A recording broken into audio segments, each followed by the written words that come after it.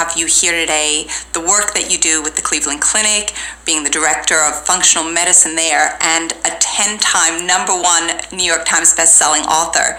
It's a true honor. Thank you so much. Thank you for having me here. I want to know a little bit about how functional medicine became part of your own life and why. Well, I was always interested in a different way of thinking and systems thinking. I studied that in college, studied alternative healing systems, but I went through traditional medical school, and when I was 36, I got very sick after living in China. I had mercury poisoning, and my whole system collapsed. I went from being vitally healthy, riding my bike 100 miles a day, to not being able to walk up the stairs, having a crisp mind where I could remember 30 patients and dictate them at the end of the day without trouble, where I couldn't even remember where I was at the end of a sentence. My muscles broke down, my immune system broke down, my gut broke down, my brain broke down, and I had to literally reverse engineer my way back to health. And during that time, I discovered this guy, Jeff Bland, who was a father of functional medicine and helped me think about things quite differently, reframing disease based on causes rather than symptoms or the names we give things, but actually what is the underlying disturbance or dysfunction in the body. And I basically had to reverse engineer my way back to health, and through that I learned how to treat my patients and became a passionate advocate because I realized so many millions of people were suffering, and the answers were right there, and all they had to do was sort of cross over the threshold of thinking differently about disease, and we could solve so many chronic issues, not only cardiometabolic diseases, but autoimmune diseases, neurodegenerative diseases, all across the spectrum of chronic illness. We have a very different model. It's interesting that you talk about the mercury poisoning while living in China. I had poisoning from different Chinese herbs that I had taken to reduce the eczema in my own body, and it's so fascinating where we can think that something is actually really beneficial for us. A lot of times, like with food, this food is healthy for me, but at the end of the day, it could be a more complex discussion. You say that the fork is the most important or most powerful tool. Tell us a little more about that. Well, I think we have just begun to understand the power of food as medicine, and realizing that it's not just energy or calories that fuel our body, but it's information. It's instructions like code. We can upgrade or downgrade our biological software by what we eat. Put in the good stuff and all the positive healing mechanisms activate. Put in the bad stuff and all the disease mechanisms activate. So we know that we can take food and take someone who's, for example, type 2 diabetic, and within a week have them off insulin by using the right food. And they're eating the wrong food, which is causing the disease. By using food as medicine, we can literally cure the disease. And it works faster, better, and cheaper than any drug on the planet. Has no side effects except good ones.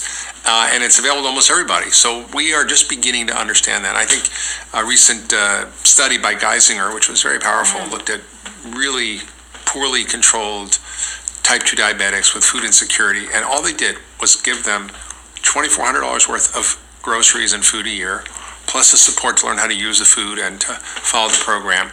They were able to reduce the cost from $248,000 a year per patient to $48,000. That's $192,000 saving just by providing food as medicine and reduction of costs, hospitalizations, procedures, and medical care. That is remarkable, and I think we're going to go so much further with the beginning of this work that's being done around food and medicine and the connectivity of it. With the policies around food and the changes that are occurring right now, can you tell us where you see that going and what went wrong and why are we here? Yeah, I think we have chaos in our food policy in the government, which is driving our food system, which is driving chronic disease, environmental destruction, problems with education and kids' ability to learn, national security because kids are too fat and sick to fight. So we need to rethink the whole problem. And the way we got here was not by bad intentions. There were good people in government like McGovern. There were good scientists who thought they were doing the right thing, who decided that fat was the enemy and that sugar was not a problem.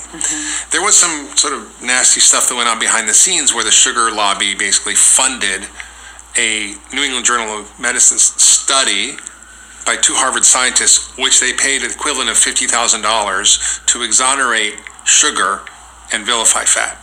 And that was then turned by the same guy who did that study into our policy because he became the first head of the dietary guidelines under McGovern. And then as soon as we got those dietary guidelines in 77 and 80, they became the dietary guidelines for the U.S., we saw a dramatic rise in obesity and type 2 diabetes. We were told then to eat 6 to 11 servings of bread, rice, syrup, and pasta, to eat fats and oils only sparingly, and we followed the advice. We ate less meat, less butter, we ate more cereal grains, we ate more starch. We did exactly what the government told us to do: less eggs, less butter, all those things. And we got sicker and sicker and fatter and fatter.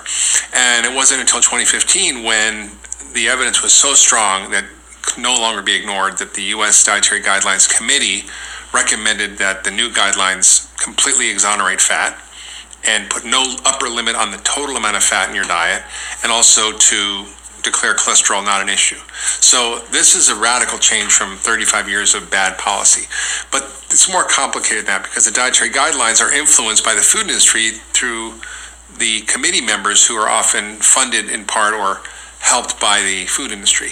And they also ignored huge amounts of data, for example, on saturated fat and on low carbohydrate diets in their review. So the National Academy of Sciences, which was mandated by Congress to review the dietary guidelines in November of 2017, found that there was corruption in the process, that the committee members were unduly influenced by the food industry, and that they ignored huge amounts of data. And in the next 2020 guidelines, they recommended a series of corrections. We'll see what happens.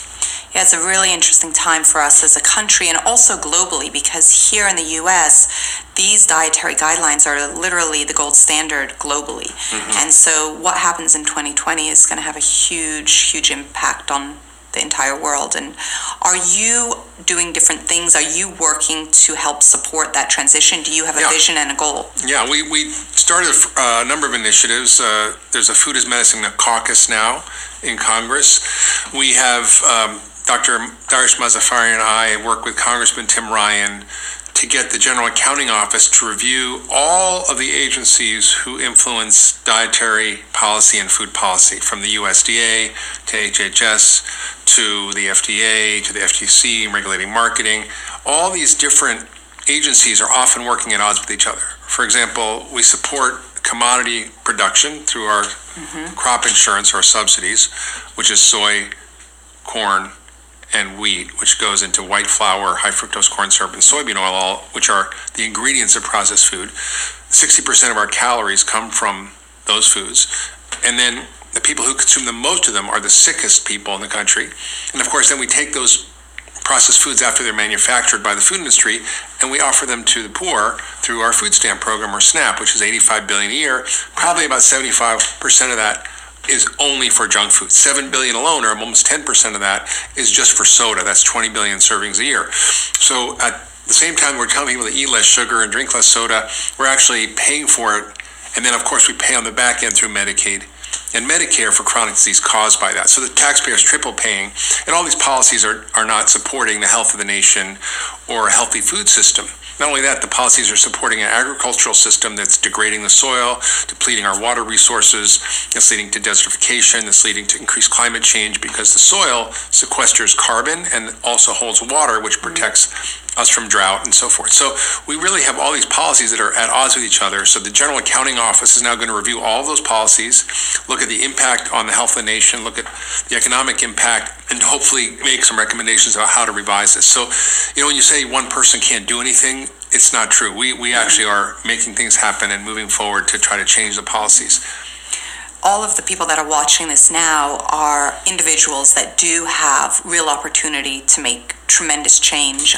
We interviewed Nina Teicholz, who wrote The Big Fat Lie, and she's very involved in a lot of work right now in the same area. And she was the one that got Congress to get the National Academy of Sciences to do the review of the dietary guidelines process. Yeah, she's a remarkable woman. And so for everyone that's watching, we have that opportunity to really have an impact on the rest of our society. But I am so curious to understand from you part of how we've made these wrong moves and these wrong decisions as it relates to, while we understand that trans fats are bad, there are still many, many experts in our society that say that saturated fats are bad. Can you talk about that a little bit? Yeah, I think, the idea that saturated fat was the enemy came out of a very small population study called the 7-Country Study that was done by Ansel Keys, who was a very vocal, charismatic, and convincing proponent of the idea that saturated fat was the cause of heart disease. It also is true that saturated fat raises LDL cholesterol. And the reigning hypothesis is that LDL is the problem, especially since the discovery of statins. So statins led this huge initiative to lower LDL. It's a multi-billion-dollar industry. And the truth is that for prevention, there is no mortality benefit, meaning you can take a statin your whole life and it won't extend your life by 1 day.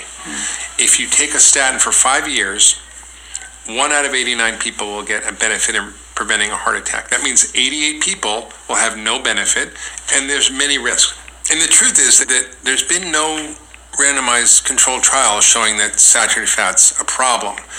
In fact, the only trial that was done that was looking at a randomized controlled trial of saturated fat versus vegetable oils, that was done on 9,000 mentally ill patients that were basically in mental institutions, which couldn't be done now ethically. It was done in the 60s and 70s. It showed that the ones who had the saturated fat did better, had less death and less heart attacks than the ones who had the vegetable oil, even though those on the vegetable oil reduced their cholesterol. So for every 30-point drop in cholesterol, in LDL cholesterol, the risk of heart attack went up by 22%. So that's the only trial we have. Now, there's been reviews on other population studies. There's been 17 meta-analyses of saturated fat, all of which have shown that there's no link between saturated fat and heart disease. There's the PURE study, 135,000 people, I think 19 countries, 5 continents, 10 years, no link between saturated fat or animal protein and heart disease, but there was a link between cereal grains and heart disease, which is the opposite of the information. There's a 42-country study, which is a food consumption study done by those in Europe, and we found not 7 countries, but 42 countries, no link between saturated fat or total fat and heart disease or animal protein, and there was an increased risk with cereal grains and potatoes. We saw many trials looking at this. There was a huge study of 600,000 people, 72 studies, 19 countries, again, no link between saturated fat and total fat and heart disease. So the evidence is really strong that there's no link. I just came back from a conference in Switzerland, the British Medical Journal put on, and the conclusion of the editor of the British Medical Journal, after hearing all the presentations over the course of the week, was that fat is no longer an issue and saturated fat is no longer an issue. In fact, data was presented that in ketogenic diets, which are 80% fat, the 22 out of 26 cardiovascular risk factors improved, were in the control group, none improved. So exciting to hear this kind of information. And I think when we think about the food guidelines, how we can create a movement that can transform, because when one person individually gets to experience the benefits of recognizing that, wait, saturated fat is not hurting my body, it's actually improving my health. And so many people are trying to figure out, is there a difference between animal fats, saturated, versus plant or coconut? Yeah. Talk about that. Well, coconut fat has got high levels of lauric acid, which is the same saturated fat in breast milk. And breast milk, by the way, is 25% saturated fat. And if you listen to the American Heart Association, we should be having less than 5% of our calories as saturated fat.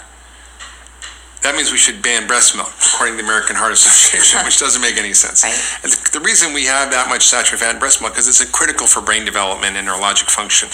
It also has been shown in studies that saturated fat intake is associated with a reduced risk of stroke because it stabilizes the brain. So I think that we have to really rethink our whole approach to saturated fat. And coconut oil is fine. It's got most saturated fat of any food. In fact, butter is 60% saturated fat, whereas coconut oil is 90+% saturated fat.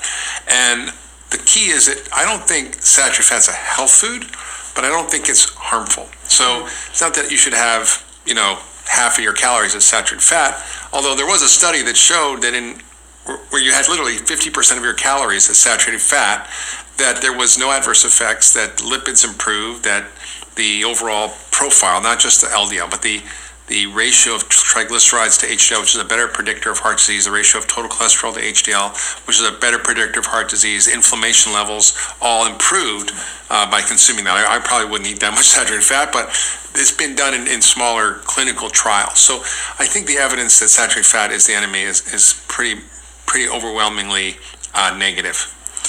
You wrote a book in 2016, and #1 New York Times bestseller, Eat Fat, Get Thin, and the findings were really remarkable. Tell us more about that.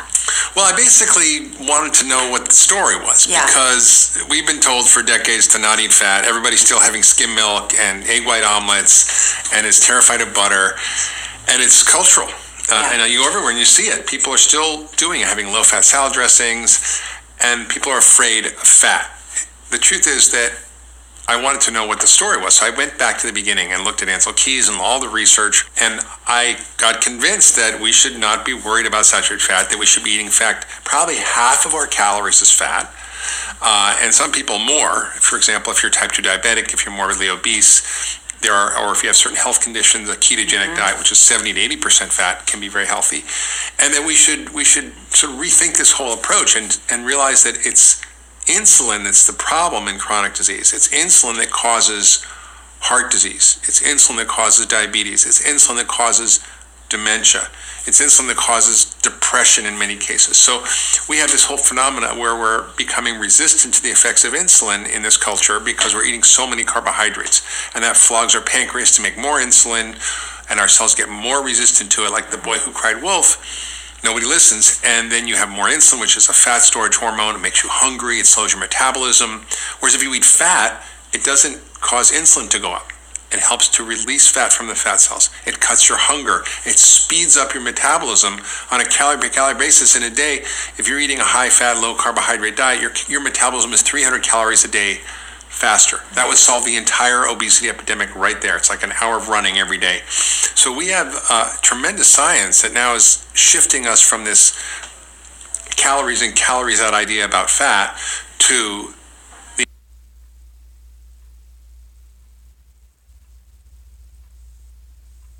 the idea that it's hormones and insulin and carbohydrates that are driving this process. And if we can shut off the insulin, we can actually help people lose weight and reverse all these metabolic problems.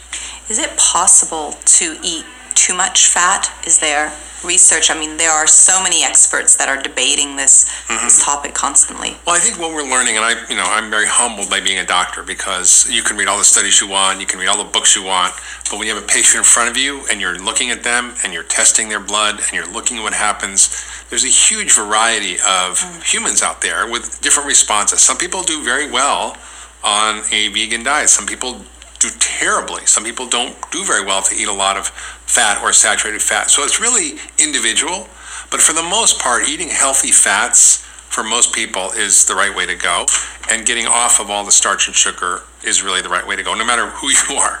And so I like the point that you just made about, everyone is different. And you speak about this idea of metabolic resilience. How does that work? Well, I think we've abused ourselves for so long by poor diets that are low in fiber, high in starch, high in sugar, low in phytochemicals and nutrients, low in vitamins and minerals, low in good fats. And we've also been exposed to environmental chemicals. We've used all sorts of medication that's destroyed our microbiome. We have environmental toxins we're exposed to. All these things drive metabolic dysfunction.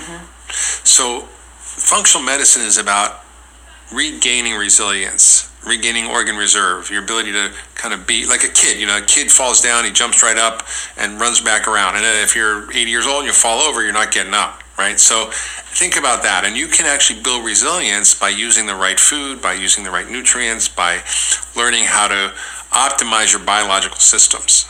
And that's something we know how to do, and it's powerful. And I see, now at 58, I feel healthier than I have even at 35. And I know what to do, and I'm able to actually, as my friend Dave Asprey calls it, biohack my biology so I can stay healthy and vibrant and active. What does a typical day, what would you typically eat, breakfast, lunch, and dinner? And if we were writing a grocery list right now, give us some highlights. Well, I think of the grocery store as my pharmacy. That's FARMacy. Love it. And I have a podcast called The Doctor's Pharmacy because of how powerful food is. And I've got the privilege of understanding what's in food.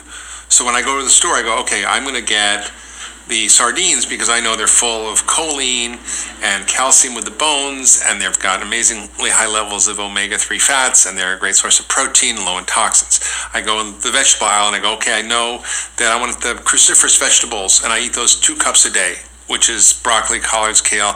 Why? Brussels sprouts, all those foods. Why? Because they are full of phytochemicals that prevent cancer. They help upregulate glutathione and detoxification. They help to provide magnesium and B vitamins and all the things I need. I know I look for pomegranates because they have all kinds of ellagic acid, which is great also for antioxidants and building your ability to sort of fight the stresses of life. So I look for the drugs in the grocery store that I kind of accumulate and buy so that I can have all the colors of the rainbow. I have all the phytochemicals. I have all the vitamins and minerals I want. And I use that as a way of thinking about food. I love that it's considered a pharmacy, F-A-R-M. That's a great way to think about the grocery store. When we came here, we're in New York, so probably a lot of people can hear the noises right now. But when we came to do this interview with you, I was downstairs actually at this great Spanish restaurant with my kids. And so I have a 6-year-old, and he loves sardines. So we ordered sardines, and it was the full sardine. Casamono. And so you get the little head and the tail. So we took off the head and the tail, and he ate the whole thing, and crunching on the little bones. And I'm thinking, luckily this kid doesn't know like what other kids think, that sardines are bad, or because it's so filled with so much nutrition, and he loves the taste. They're his absolute favorite food. So if we can think about the grocery store as a pharmacy, that is so incredibly empowering. And there's also bad drugs in there. Right. Terrible side effects that are all down the aisles. And you want to stay away from that. I mean, if you can cover over the front of the package or box or can or jar, whatever you're eating, and you can read the ingredient list, you know what it is, fine. If it's a can of sardines that says sardines, olive oil, salt, fine. If it has 37 ingredients and you cover over the front of the box and you can't tell what it is, you shouldn't eat it. Like Twinkies have 37 ingredients, and if I showed you the label, you'd never tell me it's a Twinkie. I do this in my lectures, and not one person yet has guessed what it is. Wow. So you, as a human, as a doctor, have evolved so much with your own health and your own journey. There was a time when you would eat low fat. Can you share a little bit about how you felt on that diet and how that evolution transformed you? Yeah, well, I grew up in that era, and as a physician, I was trained that, in order to prevent heart disease, eat low fat. I was a vegetarian and vegan for years. And it's funny, I look back in my 20s and 30s when I ate that way, and I look at pictures of myself, and even though I was doing yoga and running 5 miles a day and eating what I thought was I wasn't eating junk food, I wasn't having processed food, but I was having pasta, I was having bread, whole wheat bread, I was having lots of grains and beans. I saw my body was kind of scrawny and not well defined, and it kind of was interesting because I've seen pictures of myself recently. Someone showed me from way back when, without a shirt on or my bathing suit, and I was like, wow. And I look at my body now, even though I do far less exercises, I'm much more muscular and fit because I've understood that insulin breaks down muscle, whereas fat helps you build muscle. That's very interesting. So it goes back to the conversation around insulin.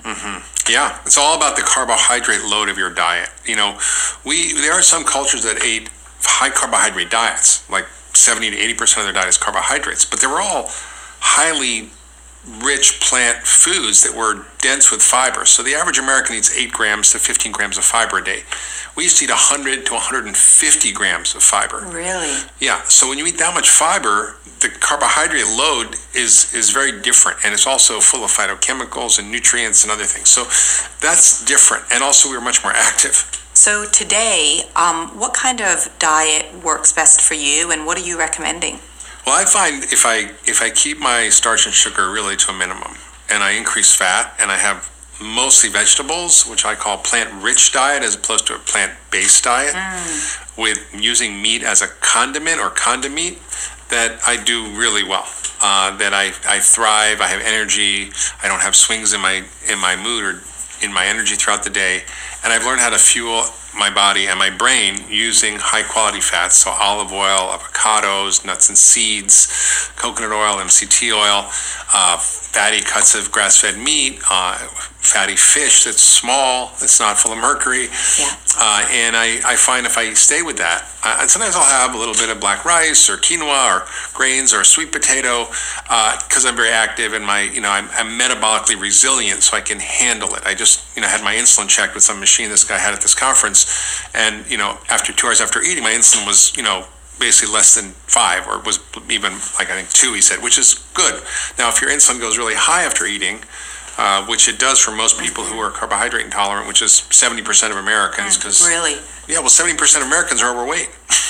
Yeah. So most people are not metabolically resilient anymore. And when you can keep your insulin level low, you're going to be able to thrive and not have these chronic age-related diseases. My arteries are clear, my brain's fine. Like I feel like my family has a very high risk of heart disease. I don't have any of that. How long do you think it takes for the average American who would be watching this that says, okay, I want my grocery store to be my pharmacy, I want to make this change? How long does it take for them to get that resilience, that metabolic resilience? It depends on where you are, right? If you're 400 pounds, it could take you a year or two. Let's say they have metabolic syndrome. Yeah, it depends. I mean, we see people, we had a woman in our group at Cleveland Clinic who was type 2 diabetic.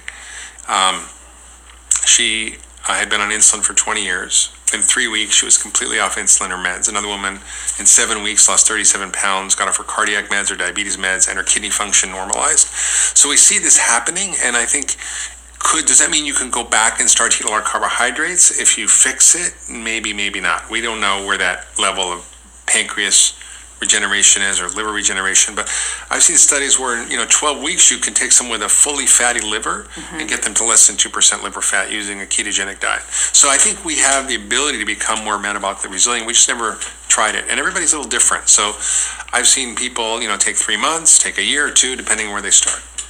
When we were at Lake Nona a few months ago, Dr. Sanjay Gupta, and you were there and you were speaking, I was so excited to see the level of engagement and passion that you were bringing out from the stage. I've, obviously been a huge fan of yours forever, and to see the way that you're expressing this transformation that can happen, like really on a global level, is inspiring. Yeah. What is it what's that drive inside of you? That's a very good question. I mean, I thought about it a lot, because I asked myself, why am I running around doing all this stuff and talking everywhere and writing books? And I think I have experienced such depths of illness, and I think there's so much unnecessary suffering out there. And using this model over 30 years, treating patients with functional medicine, I've seen the most remarkable things. People curing autoimmune disease, reversing dementia, reversing diabetes, just chronic fatigue. I mean, I've seen just the most extraordinary change in people using this approach. And yet I feel like the world doesn't know about it. It's not mainstream in any way yet. Although we're at Cleveland Clinic, we're just starting to sort of emerge. And I just feel like, because of just a sense of compassion for the suffering that so many millions of people have, that I'm driven to actually tell the story. Well, you're doing a remarkable job, and we are really grateful and honored to have you here, and for all the millions of people that are going to get exposed to this and that are exposed to your podcast. How can we know more about you and connect with you in more ways? Well, I'm out there, so you can find me. I've got all my books. I've got 14 books. I have my website, drhyman.com, my podcast, The Doctor's Pharmacy, available everywhere. Podcasts are there, and Facebook, Twitter, Instagram, the whole 9 yards. Yeah, you are everywhere. It's very fun. One last question: what are you absolutely most excited about? Like you just mentioned, you were in Switzerland, and the research that's coming up now.